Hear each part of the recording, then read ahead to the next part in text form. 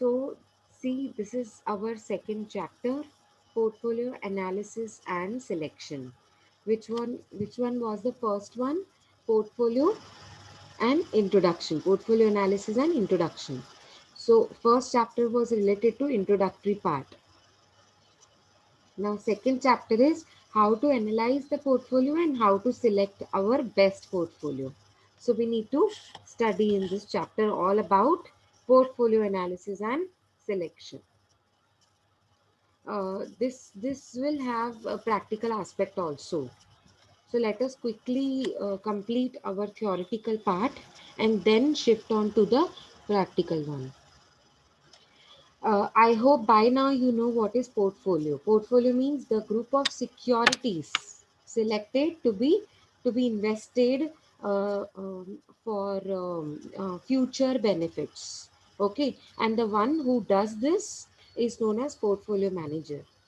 He does it for its clients. Okay, clients will never do it for their own self. A manager is appointed, and he is an expert in this area. He knows all about the market, all about the changes in the securities, all about the market rates, all about the companies and its profit fluctuations. Okay, so therefore he is more prominent to decide about uh, how much money to be invested where and when. Okay, so therefore हम लोगों ने ये पहले first chapter में भी discuss किया था portfolio analysis क्या होता है। तो यहाँ पे एक छोटा सा इंट्रोडक्शन फिर से रिपीट किया हुआ है। ठीक है ना, मतलब इन्वेस्टर को चॉइसेस लेने होते हैं कि आप किस कौन से टाइप ऑफ सिक्योरिटीज में इन्वेस्ट करना चाहते हैं। So the one that we select becomes our portfolio, and it is divided, it is bifurcated into different securities. It may be of different companies, it may be of same company. Okay, but usually it belongs to different securities of different companies. Okay, they have given two definitions of portfolio analysis. Any one you can pick. Second one is better according to me. It has coverage of all the points. An analysis conducted at regular intervals. Analysis means हम बोलते हैं ना हमने जानकारी निकाली. So to get out the information, to get the information about something, so that is known as analysis. So analysis conducted at regular intervals means continuously enables the investor to make the necessary adjustments in the portfolio's allocation. Whenever you get the information about the market, about companies, about its profits, or you can say about its performance. Okay, so these informations will help you to make the necessary decisions about your investments in the future. Okay, so as to make it easy, where to invest and where not to invest, which company to choose, which company not to choose. Okay, so it will make you I mean it will help you make necessary adjustment in the portfolio allocation. Allocation means bifurcation of different investment classes. मतलब कहाँ investment करना है कहाँ नहीं, कौन से class में करना है, अपर क्लास में, लोअर क्लास में, हायर प्रॉफिटेबल कंपनीज में कि लोअर प्रॉफिटेबल कंपनीज में। ठीक है, जो न्यू कंपनीज एंटर कर रही हैं वो कंपनीज में कि ऑलरेडी जो मार्केट में इस्टेब्लिश्ड हैं वो कंपनीज में। मतलब कौन से क्लास को चूज करें, कौन सी कैटेगरी ऑफ इंडस्ट्री होना चाहिए, cement industry, steel industry, textile industry. ठीक है, तो कौन सा ऐसा क्लास ऑफ इन्वेस्टमेंट मुझे चूज करना चाहिए according to changing marketing conditions, क्योंकि मार्केट तो हमेशा चेंज होता है। So you have to keep checking the market conditions और changes in his own circumstances. कभी कभी मार्केट तो कभी चेंज नहीं होता है, लेकिन मेरी एक्सपेक्टेशंस फ्यूचर को लेके या फिर मेरे करंट सर्कमस्टेंसेस में चेंजेस आने की वजह से मुझे अपने इन्वेस्टमेंट्स को चेंज करना पड़ता है। ठीक है, समझ आया? Yes, ma'am. हम्म, अभी देखो कंपोनेंट्स हम पहले पढ़ चुके हैं चैप्टर नंबर 1 में। पोर्टफोलियो एनालिसिस हम क्यों करते हैं, उसके क्या कंपोनेंट्स होते हैं, मतलब क्या क्या चीज़ें इन्वॉल्व होती हैं जब हम पोर्टफोलियो एनालाइज करते हैं। सबसे पहला होता है रिटर्न्स, मतलब मुझे क्योंकि रिटर्न्स चाहिए ना अच्छा खासा, इसके लिए मैं पोर्टफोलियो को एनालाइज करती हूँ। आंखें बंद करके नहीं हम लोग कहीं पे भी इन्वेस्ट कर देंगे, ठीक है। Next is risk. अगर अगर रिटर्न्स इन्वॉल्व है तो रिस्क भी इन्वॉल्व है, तो रिस्क भी तो हमको मेजर करना पड़ता है ना। Risk is always to be measured. It is uncertain. So we need to calculate. And it can be calculated with the help of variance, standard deviation, beta. ये सब हम अभी सीखेंगे प्रैक्टिकली। वेराइंस मीन्स दो चीज़ों के बीच में डिफरेंस होने की वजह से। स्टैंडर्ड डेविएशन मतलब हमने सोचा था यहाँ तक होगा पर इसके आगे तो नहीं बढ़ गया। डेविएशन मतलब यहाँ से चेंज तो नहीं हो गया, डेविएट तो नहीं हो गया वो अपना रास्ता, हम जैसे बोलते हैं ना। तो स्टैंडर्ड डेविएशन मतलब जितना मेजरमेंट किया हुआ था उसके आगे तो नहीं जाना चाहिए, ठीक है, तो उसको बोलते हैं standard deviation. Beta, beta is short में मैं बता दूं आपको बीटा क्या होता है। बीटा का मतलब मार्केट, मार्केट को देख के कितना मेरा सिक्योरिटी फ्लक्चुएट हो रहा है उससे कहते हैं बीटा। मतलब फ्लक्चुएशंस चेक करना, रिस्क चेक करना। ज़्यादा फ्लक्चुएट होगा तो रिस्क ज़्यादा है, अगर फ्लक्चुएशंस कम होंगी मेरे सिक्योरिटी में तो मतलब रिस्क कम है। तो beta factor is related to market situations. According to market situations मेरी सिक्योरिटी में क्या मूवमेंट आ रही है, उसे कहते हैं बीटा। क्लियर हो रहा है सबको? Are you guys following me? Yes, ma'am. Yes. Yes, ma'am. Next is liquidity. हम क्यों पोर्टफोलियो को एनालाइज करते हैं, उसका रीजन है लिक्विडिटी। कंपोनेंट है ना ये एक इम्पॉर्टेंट। आपको फ्यूचर में जब चाहिए तब आपको इजीली कन्वर्टेबल हो जाएगा कैश में। आपकी सिक्योरिटीज पोर्टफोलियो आप इजीली कन्वर्ट कर सकते हो कैश में, ठीक है। टैक्स बेनिफिट्स, बहुत सारी इन्वेस्टमेंट्स ऐसी होती हैं जिसमें टैक्स बेनिफिट्स भी होते हैं। तो मुझे अपना पोर्टफोलियो ऐसे एनालाइज करना है, ऐसे ऐसे सेट करना है सो दैट मेरे जो कुछ कुछ इन्वेस्टमेंट्स हैं वो मुझे टैक्स बेनिफिट्स भी देने चाहिए, ठीक है। कन्वीनियंस, हमारे लिए बहुत कन्वीनियंट होता है। क्यों? क्योंकि पोर्टफोलियो में क्या होता है, अलग अलग शेयर्स होते हैं, अलग अलग बॉन्ड्स या फिर अलग अलग टाइप्स ऑफ सिक्योरिटीज होते हैं, और अलग अलग टर्म पीरियड के लिए हो सकता है, शॉर्ट टर्म पीरियड के लिए, लॉन्ग टर्म पीरियड के लिए। तो कुछ शॉर्ट टर्म है कुछ लॉन्ग टर्म है, तो कन्वीनियंट है ना। आपके पास रेगुलरली कुछ ना कुछ रिटर्न्स एवरी टाइम आते रहेंगे, so it is very convenient to manage, ठीक है। सेफ्टी, सेफ है, मतलब अगर एक का लॉस हो गया दूसरे का प्रॉफिट हो गया, so one profit will be one securities loss can be compensated with another securities profit. तो सेफ है, मतलब पोर्टफोलियो में इन्वेस्ट करना is more safe than than investing into an individual security, ठीक है। Next is growth. आप आपका growth भी मतलब आपका जो पोर्टफोलियो है उसमें कुछ सिक्योरिटीज ऐसे होंगी जो इवेंचुअली आप देखोगे तो बढ़ेंगी, और लॉन्ग टर्म तो डेफिनेटली बढ़ेगा ही। तो इसलिए ऐसा बोला गया है, growth factor is also very important factor portfolio analysis में। ग्रोथ भी बहुत मायने रखता है, मतलब आप देखोगे तो अगर आप लॉन्ग टर्म के लिए इन्वेस्ट कर रहे हो किसी कंपनी में, इक्विटी में, डेट में, तो इवेंचुअली उसमें धीरे धीरे ग्रोथ आती है, ठीक है ना। शॉर्ट टर्म के कंपैरिजन में लॉन्ग टर्म में देखा गया ज़्यादा ग्रोथ। अगर आपको हाई रिटर्न्स चाहिए तो आपको लॉन्ग टर्म के लिए वेट करना पड़ता है। So that is the concept of growth. Next is marketability. Marketability का मतलब होता है इजीली ट्रांसफरेबल, मतलब आप जब चाहे इसको बेच सकते हो। पोर्टफोलियो में ना ये बात बहुत अच्छी होती है, आप जब चाहे जो सिक्योरिटी आपको लग रहा है कि मार्केट में रोल अच्छा प्ले कर रही है, मुझे प्रॉफिट्स दे देगी अभी अगर मैंने बेचा तो उठाकर बेच दो उसको। So it's nothing like a bond is created, ऐसा कुछ नहीं होता कि बॉन्ड बना दिया आप 3 साल तक सिक्योरिटीज को नहीं बेच सकते, ऐसा कुछ नहीं होता। तो इजीली सेलेबल होता है, हम ये भी कह सकते हैं इजीली सेलेबल या इजीली ट्रांसफरेबल, ठीक है। Next is purchasing power stability. अब क्योंकि आपके रिटर्न्स तो रेगुलर बेसिस पे जनरेट हो रहे हैं इन्वेस्टमेंट्स की वजह से, तो आपका जो परचेसिंग पावर है वो स्टेबल रहेगा, even if you don't earn any income in the future. लेकिन यहाँ से तो इनकम आपको जनरेट हो ही रही है ना पोर्टफोलियो से, ठीक है। और ये लिक्विडिटी का पॉइंट रिपीट हो रहा है, इसीलिए क्रॉस लगाया हुआ है यहाँ पे, ठीक है। अब आपको पता है risk and returns trade off क्या होते हैं। ट्रेड देखो, जनरली क्या देखा गया है, higher the risk higher the returns, lower the risk lower the returns, generally तो ये देखा गया है। आप पढ़ो, फर्स्ट लाइन में भी वही लिखा हुआ है, higher risk is associated with greater profits, है ना।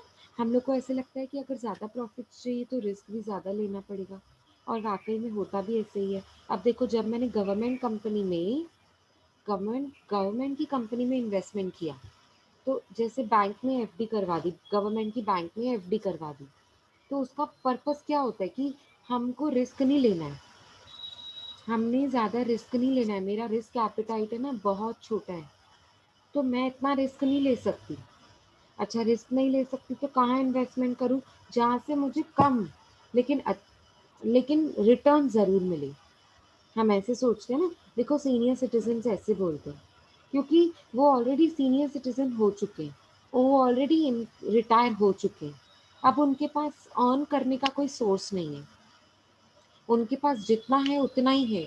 अब वो भी अगर गवा दें तो वो रिस्क नहीं ले सकते ना, इसीलिए उनको लोअर रिस्क लेना होता है। तो उनके लिए रिटर्न्स भी छोटे होते हैं। जैसे गवर्नमेंट सिक्योरिटीज़ में अगर आप पैसा डालोगे, या गवर्नमेंट बैंक्स में एफडी करेंगे, पब्लिक सेक्टर बैंक्स में, तो आप देखो एफडी का रेट कितना होता है, 8%, 4%, 5%, है ना। ऐसे ही होता है ना, रेट्स ऐसे ही होते हैं एफडी के। 8% से तो कहीं आपने ज़्यादा कभी देखा ही नहीं होगा। चलो 9 पकड़ लो, उससे ज़्यादा तो होगा ही नहीं। लेकिन अगर आप प्राइवेट बैंक पे चले जाओ तो आपको 12% भी मिल सकता है, 15% भी मिल सकता है ना। ये तो प्राइवेट का है, अपना ही है, तो हम अपने हिसाब से रिटर्न्स दे सकते हैं लोगों को। ज़्यादा प्रॉफिट्स अर्न करेंगे तो ज़्यादा रिटर्न भी मिलेंगे। यस। सो जनरली क्या देखा गया है, higher risk is associated with greater probability of profits, मतलब greater probability of higher returns. और ये भी देखा गया है कि अगर लोअर रिस्क, अगर हम रिस्क कम लेंगे तो प्रोबेबिलिटी किसकी ज़्यादा है, स्मॉलर रिटर्न्स की, मतलब रिटर्न्स कम हो जाएंगी, इसकी प्रोबेबिलिटी ज़्यादा है अगर हमने रिस्क कम लिया तो तो एक अच्छे इन्वेस्टर को, एक अच्छे पोर्टफोलियो मैनेजर को ऐसा पोर्टफोलियो सिलेक्ट करना चाहिए जिसमें रिस्क रिटर्न्स में ट्रेड ऑफ हो। ट्रेड ऑफ का मतलब होता है बैलेंस। ट्रेड ऑफ का मतलब होता है ना रिस्क ज़्यादा ना रिटर्न ज़्यादा, मुझे दोनों के बीच में बैलेंस रख के चलना पड़ेगा। ऐसा पोर्टफोलियो चूज करो कि कभी भी रिटर्न्स कम ना हो और रिस्क बहुत ज़्यादा बढ़ ना जाए। मतलब दोनों के बीच में मुझे क्या करके चलना है, बैलेंस। लिखा भी हुआ, आप पढ़ोगे ना तो समझिएगा। The trade off which an investor faces between risk and returns while considering investment decision is called risk return trade off। मतलब ट्रेड ऑफ मतलब जो इन्वेस्टर रिस्क एंड रिटर्न के बीच में चूज करता है, बिटवीन रिस्क एंड रिटर्न मतलब balance किया हुआ, ठीक है। For example, a portfolio composed of all equity presents higher risk, उनके रिटर्न्स भी ज़्यादा होंगे। तो आपको ऐसे नहीं करना है कि सारे के सारे इक्विटी ले लिए आपने पोर्टफोलियो में, नहीं। क्या करना होता है आपको, कंसंट्रेशन कहाँ डालना है आपको, अपना स्पेसिफिक सेक्टर या सिंगल पोजीशन पे नहीं डालना है। क्यों, अगर स्पेसिफिक सेक्टर ही डूब गया तो पूरा का पूरा पैसा डूब जाएगा ना, रिटर्न्स कम हो जाएंगे। तो आपने रिस्क बहुत ज़्यादा लिया, तो कभी कभी ऐसा भी होता है, बहुत ज़्यादा रिस्क लेने की वजह से बहुत ज़्यादा रिटर्न्स हमको लगता है आएंगे, लेकिन डूबने की वजह से पूरा नुकसान भी हो सकता है। दूसरा पहलू भी होता है ना, every coin has two sides. So इसके साथ भी ऐसे हो सकता है, राइट। तो इसीलिए दोनों के बीच में बैलेंस करके चलना, ठीक है। इसी का ही ग्राफिकल रिप्रेजेंटेशन यहाँ पे दिखाया है, मतलब डायग्रामेटिक व्यू में दिखाया है।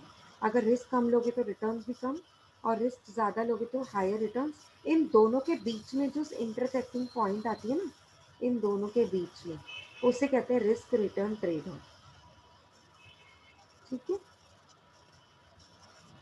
ओके। अब देखो, ये था हमारा portfolio analysis. Now portfolio selection. Okay, now see meaning of portfolio selection.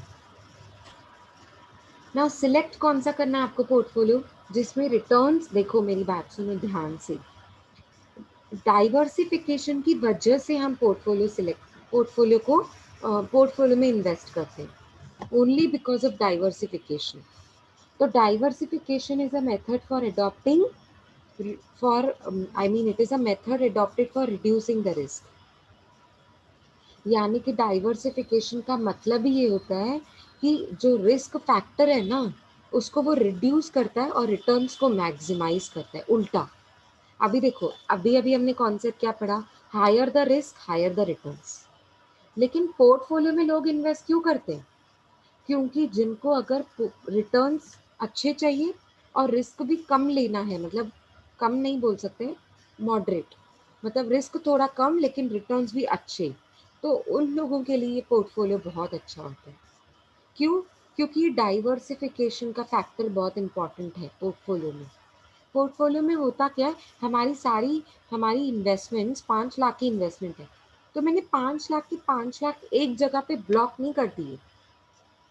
क्या कर दिया, 1 लाख एक जगह इन्वेस्ट कर दिया, 2 लैक्स मैंने कहीं और इन्वेस्ट कर दिए, 2,50,000 मैंने कहीं और इन्वेस्ट कर दिए, 50,000 मैंने कहीं और इन्वेस्ट कर दिए।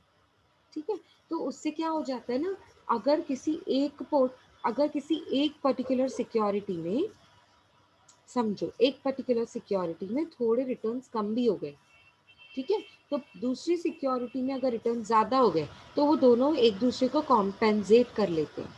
मतलब रिस्क कम हो गया, अपने आप कम हो गया। क्यों? क्योंकि मुझे एटलीस्ट एक में से तो रिटर्न्स अच्छे मिल गए ना, तो मैंने अपना पूरा पैसा ब्लॉक नहीं करना है एक जगह पे। ठीक है, डाइवर्सिफाई हो गया, वेरी गुड। ठीक है, डाइवर्सिफाई मतलब डिवाइड हो गया मेरा इन्वेस्टमेंट। तो डाइवर्सिफिकेशन का मेन रूल ही क्या होता है, रिड्यूसिंग द रिस्क फैक्टर। तो रिस्क को बढ़ाया, सॉरी रिस्क को कम किया, तो ऐसे नहीं होगा रिस्क कम तो रिटर्न्स भी कम, नहीं। पोर्टफोलियो को हमने ऐसे सिलेक्ट करना है, ऐसे एनालाइज करना है, जिसमें हमारा अमाउंट, रिटर्न्स वाला जो अमाउंट है, वो रेगुलर बेसिस पे हम रिटर्न्स अर्न करते रहें और रिस्क भी कम होता रहे। Yes, amount is diversified in various securities, इसीलिए हमारा लॉस जो है वो कॉम्पेंसेट हो जाता है। Very good. ठीक है, तो बेसिकली यहाँ पे पोर्टफोलियो सिलेक्शन में क्या बता रहे हैं कि जो हमारा जो पोर्टफोलियो सिलेक्ट होता है ना, वो डाइवर्सिफिकेशन को देखकर सिलेक्ट होता है। तो जिसमें हमारा प्रॉफिट क्या होता है, डाइवर्सिफिकेशन की वजह से मेरा प्रॉफिट क्या होता है, रिस्क रिड्यूस हो जाता है लेकिन रिटर्न्स हाई हाई हो जाते हैं। देखो लिखा भी हुआ है, the proper goal of the portfolio construction would be to generate a portfolio, ऐसा पोर्टफोलियो जेनरेट करने का that provides highest returns and lowest risk.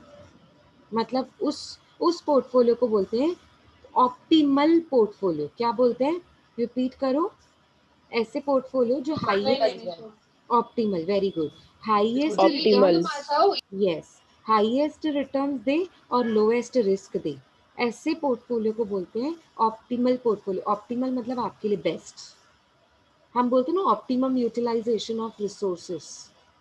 Optimum मतलब best utilization to its capacity, उसकी जितनी कैपेसिटी है उतना उसको बेस्ट यूटिलाइज कर दो। है ना, घर पे कोई चीज़ होती है, आप कोई भी पर्टिकुलर एक चीज़ को जब तक वो ख़त्म नहीं होता तब तक उसको छोड़ते नहीं हो। ठीक है, तो उसको कहते हैं ऑप्टिमल। ऑप्टिमल मतलब टू इट्स बेस्ट कैपेसिटी। ठीक है, तो जो मैंने पोर्टफोलियो हाईएस्ट रिटर्न्स दे रहा है और लोएस्ट रिस्क पे, उसे कहते हैं ऑप्टिमल पोर्टफोलियो। ठीक है, अभी ये आगे काम आएगा इसीलिए मैं ज़्यादा फोकस कर रही हूँ ऑप्टिमल पे। The process of finding optimal portfolio is known as portfolio selection. मतलब आपने अगर ढूंढ लिया कि आपके लिए पोर्टफोलियो कौन सा वाला ऑप्टिमल है, तो आपने मतलब पोर्टफोलियो सिलेक्ट कर लिया, इसी को ही तो कहते हैं सिलेक्शन, पोर्टफोलियो सिलेक्शन। मतलब उसमें क्या इन्वॉल्व होता है, portfolio selection involves risky assets combined with different weights.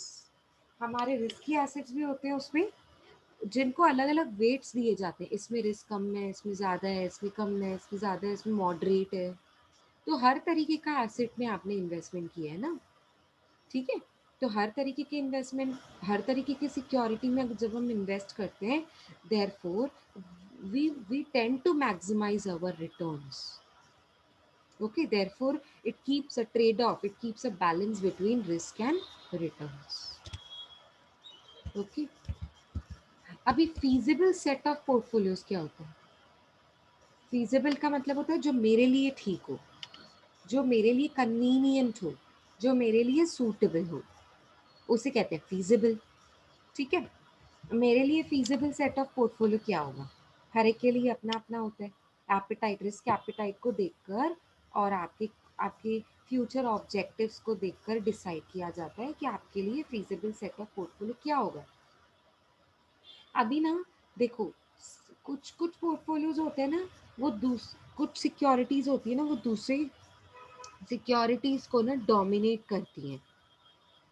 मतलब एग्जांपल ले लो, आपने अ, आपने ना प्राइवेट कंपनीज के सिक्योरिटीज में इन्वेस्टमेंट किया, जहाँ से आपको रिटर्न्स अच्छे खासे मिल रहे हैं। और आपने कुछ कुछ पब्लिक सेक्टर कंपनीज के सिक्योरिटीज में भी इन्वेस्टमेंट किया, जहाँ से रिटर्न्स थोड़े कम मिल रहे हैं। अगर आप देखोगे तो पब्लिक सेक्टर कंपनी की सिक्योरिटीज में रिटर्न्स कम, लेकिन रिस्क भी तो कम है ना। लेकिन जहाँ से आपको रिटर्न ज़्यादा मिल रहे हैं प्राइवेट सेक्टर की सिक्योरिटीज में, वहाँ पे अगर रिटर्न ज़्यादा है तो रिस्क भी तो ज़्यादा है। तो आपने दोनों को चूज करना है, दोनों को। क्यों? क्योंकि अगर एक जगह पे रिस्क ज़्यादा है तो दूसरी जगह पे रिस्क कम है, यानी कि रिटर्न्स तो हो ही रहे हैं ना वहां से जहाँ से रिस्क कम है, तो रिटर्न्स तो है ना आपके। कल को कल को अगर प्राइवेट सेक्टर की सिक्योरिटीज में रिस्क इतना ज़्यादा बढ़ गया कि रिटर्न्स आ ही नहीं रहे, मार्केट इतना ज़्यादा डाउन चला गया कि रिटर्न्स आ ही नहीं रहे, तो एटलीस्ट पर्टिकुलर एक पब्लिक सेक्टर की तो सिक्योरिटी आपके पास है ना, जहाँ से रिटर्न्स आ रहे हैं, वहां से तो जनरेट हो रहे हैं ना रिटर्न्स। ठीक है, तो इसको कहते हैं फीजिबल सेट ऑफ पोर्टफोलियो, यानी कि कुछ हमारी सिक्योरिटीज होती हैं पोर्टफोलियो में जो दूसरे सिक्योरिटीज को डोमिनेट करती हैं। डोमिनेट मतलब क्योंकि वो रिटर्न ज़्यादा अर्न करके देती हैं, उनमें रिस्क ज़्यादा होता है तो रिटर्न भी ज़्यादा होने के चांसेस होते हैं। तो रिटर्न्स जिसके ज़्यादा होते हैं ना, वो डोमिनेट करते हैं उन सिक्योरिटीज को जिनके रिटर्न्स कम होते हैं। आया समझ में? तो a portfolio will dominate another if it has either a low standard deviation and same expected returns। या तो रिस्क कम है और रिटर्न्स अच्छे खासे हैं, मतलब गवर्नमेंट जैसे कंपनी का ले लो, रिस्क कम है लेकिन रिटर्न्स 8% ही सही, कम है रिटर्न्स लेकिन है तो सही ना, सेम एक्सपेक्टेड रिटर्न्स तो है ना। और और higher returns at same standard deviation. Standard deviation का मतलब होता है रिस्क। ठीक है, तो रिस्क आपका उतना ही है लेकिन रिटर्न ज़्यादा है। तो ये होता है आपका फीजिबल सेट ऑफ पोर्टफोलियो, मतलब जिसमें कुछ सिक्योरिटीज दूसरी सिक्योरिटीज को डोमिनेट कर रही हैं। क्यों? क्योंकि या तो वो रिटर्न ज़्यादा अर्न करके दे रही हैं, ठीक है, या तो रिटर्न ज़्यादा अर्न करके दे रही है, या तो सेम रिटर्न अर्न करके दे रही है लोअर रिस्क पे। आया समझ में? क्लियर हुआ? अब ध्यान देना। ओके, अभी ध्यान दो। Portfolio that are dominated by other portfolios. अब जो डोमिनेट हो रहे हैं पोर्टफोलियोज, मतलब जो समझो जिसके रिटर्न ज़्यादा हैं, वो ए सिक्योरिटी है, और जिसके रिटर्न्स कम है वो बी सिक्योरिटी है। तो जो ए सिक्योरिटी है वो बी सिक्योरिटी को डोमिनेट कर रहा है क्योंकि ए के रिटर्न ज़्यादा हैं। ठीक है ना। अब जो बी वाली सिक्योरिटी है ना, बी जो डोमिनेट हो रही है, मैं उसके बारे में बात कर रही हूँ। क्या लिखा हुआ है? Very important, very very important.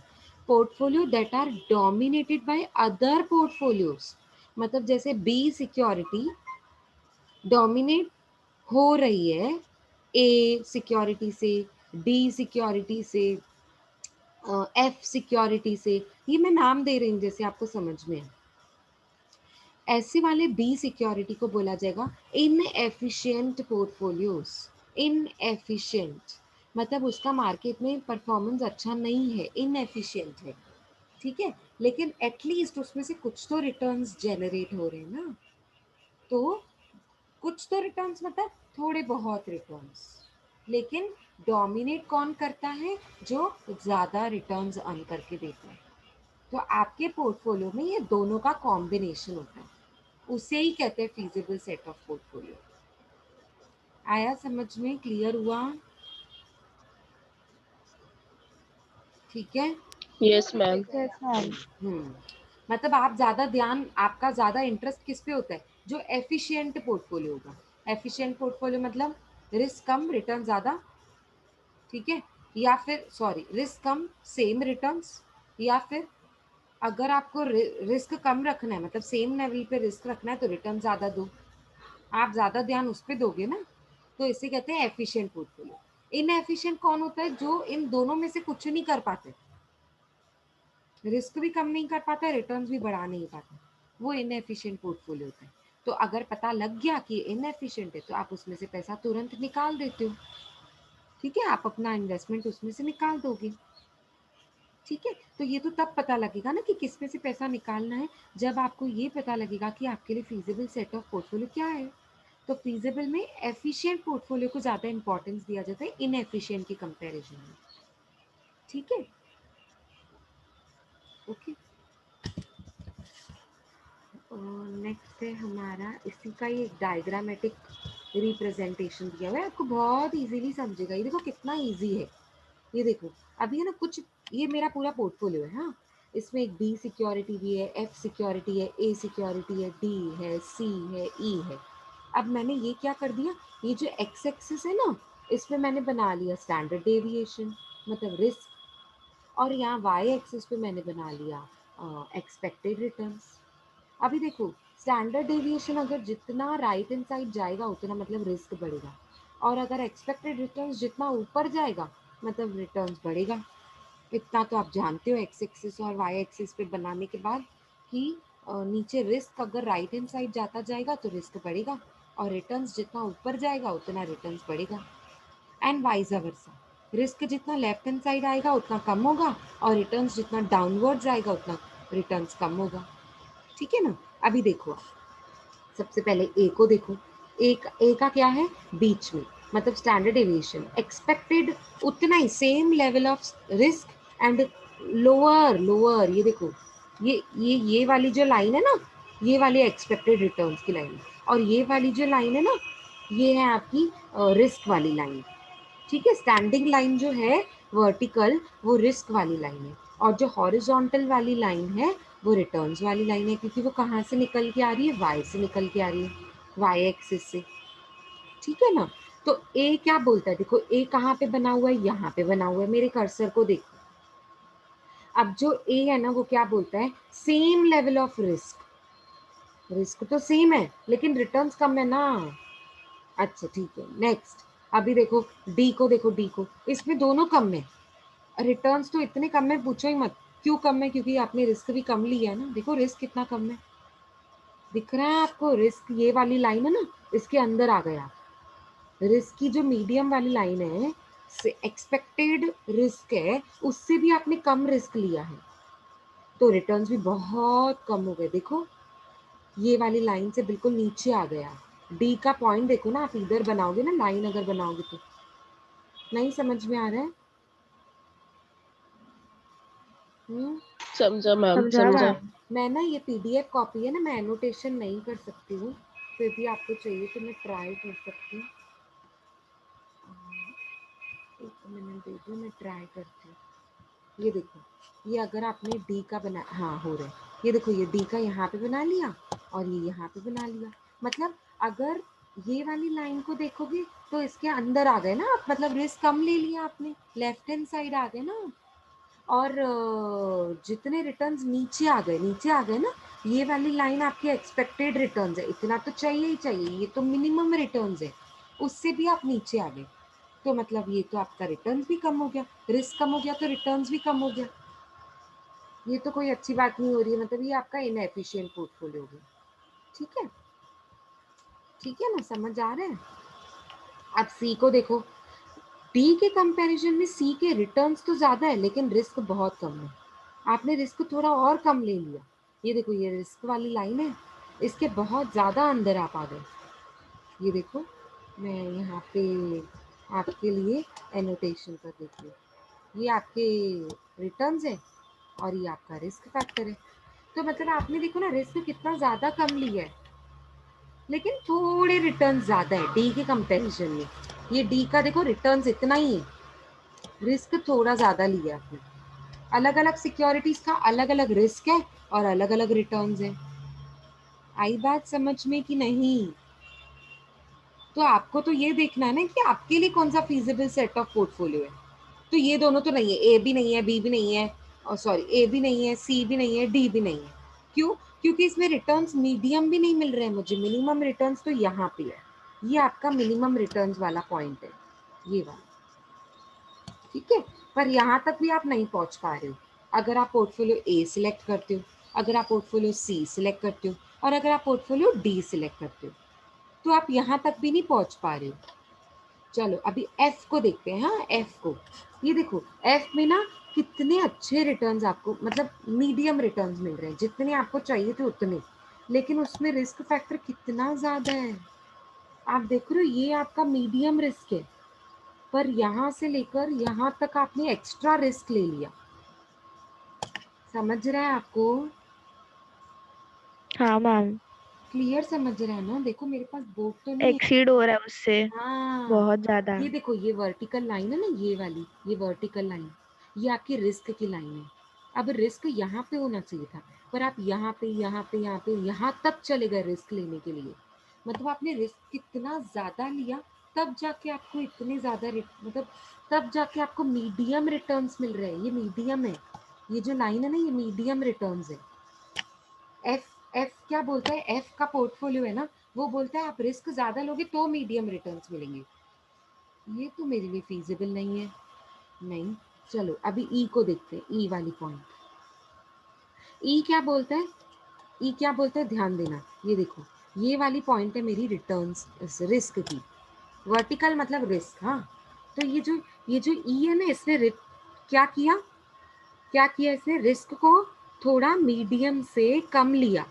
ई ने रिस्क को मीडियम से कम लिया, तो रिटर्न्स भी कम हो गए। ये देखो, सिर्फ इतने रिटर्न्स है इसके, सिर्फ इतने। मतलब इसका ये जो लाइन है ना, यहाँ तक टच ही नहीं हो रही है। Medium returns with low risk, ये भी मेरे लिए फीजिबल नहीं है। क्योंकि फीजिबल क्या है? ये कम रिस्क पे हाई रिटर्न्स, या same returns with lower risk. हाँ, हम बोल सकते हैं ई, ई को फीजिबल बोल सकते हैं। क्यों? क्योंकि same returns with lower risk बोल सकते हैं। लेकिन आपने रिस्क है ना बहुत ज़्यादा कम लिया है, एटलीस्ट मीडियम रिस्क तो लेने का ना। ठीक है, सबसे अच्छा कौन सा है? बी। सबसे अच्छा कौन सा है? ये देखो कि आपके रिटर्न्स कितने बढ़ गए। क्यों बढ़ गए? क्योंकि आपने मीडियम रिस्क लिया। दिख रहा है? मीडियम रिस्क, सेम लेवल पे आपने रिस्क लिया और आपके रिटर्न्स कितने अच्छे बढ़